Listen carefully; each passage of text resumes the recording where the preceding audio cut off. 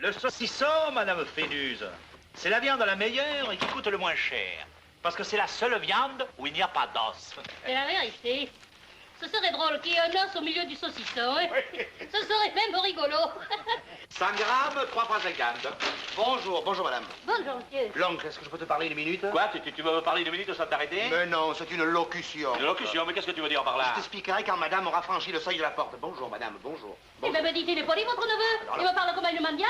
Mais dites, monsieur, moi je suis cliente ici, et je paye. Je paye en argent. On vous a payé un saucisson, et c'est une monnaie qui vaut bien l'autre et qui ne sera pas dévaluée. Allez, bonjour madame, bonjour, bonjour. Oui, René. Tais-toi, l'oncle. Nous sommes au plus beau jour de ma vie et de la tienne. Et ce n'est pas les 5 sous que tu as gagnés sur le saucisson de la dame qui doivent t'inspirer du respect pour elle. Regarde ceci. Qu'est-ce que c'est? Si ce papier pesait autant que les lingots d'or qu'il représente, il aurait fait péter le ressort. Qu'est-ce que c'est? Un contrat. Le contrat de mon don. Mes lunettes. Passe-moi mes lunettes. Non, non, non, pas ici. Je vais le lire moi-même. Dans l'intimité de la famille. De la famille subitement enrichie par mon don. L'oncle Casimir. Tante. Mais qu'est-ce qui se passe, hein? Je me le demande. Tu as dîné au moins? Oui, oui, j'ai dîné. Asseyez-vous. Après, ce sera le champagne. D'abord, l'oncle, sais-tu ce que c'est que le cinéma parlant? Oui, c'est une salle sans lumière où je m'ennuie énormément. Tu as tort. J'ai tort de m'ennuyer, mais dis donc, je ne le fais pas exprès. Parce que moi, de m'ennuyer, ça m'ennuie. Mais le rapport avec ce papier... L'oncle, mon don de Dieu, c'est le cinéma. Quoi? Oui, acteur, comédien, tragédien. Ça te fait plaisir, hein? Ma foi, il vaut mieux le savoir. Comme ça, au moins, on est fixé. Et alors? Alors, une puissante compagnie américaine qui a une filiale en France m'a signé cet engagement. Écoute, entre la maison Verniquel et compagnie d'Olivode et monsieur Irénée Fabre, moi, il est convenu ce qui suit. Monsieur Irénée Fabre est engagé en qualité de comédien pour une durée de 3 ans. Et sa première création sera le rôle du Spunz. Qu'est-ce que c'est que ça? Les explications après. Monsieur Irénée Fabre, moi, recevra comme salaire une somme de 1000 $ par semaine, ce qui fait 25 à 30 000 francs par semaine. Voilà ce que c'est que les Américains. Ça y est, j'en étais sûr. Ça m'étonnerait s'il t'avait payé une semaine d'avance. Pourquoi tu dis ça? Parce que je connais les Américains. Et alors? Si les nécessités de la production forcent monsieur Irénée Fabre, toujours moi, à travailler sous un climat qui n'est pas le sien, et au pôle Nord comme au Sénégal, l'oncle, une parenthèse. Ceci est évidemment exagéré. Seulement, ne perds jamais de vue que ce sont des Américains. Alors, dans un contrat, ils prévoient tout. Oui. Même le pôle Nord et le Sénégal, hein? Ça se comprend. Oui, si ça se comprend pas, ça se rêve. Ah, mais il y a des indemnités prévues. Oh là! Au-dessus de 30 degrés à l'ombre, monsieur Fabre recevra une prime de 100 francs par jour et par degré.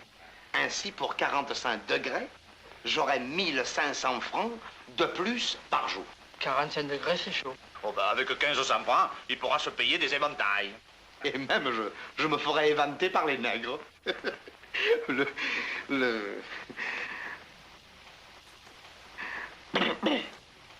Au-dessous de 0 degré, monsieur Fabre recevra une prime de 200 francs par jour et par degré de froid.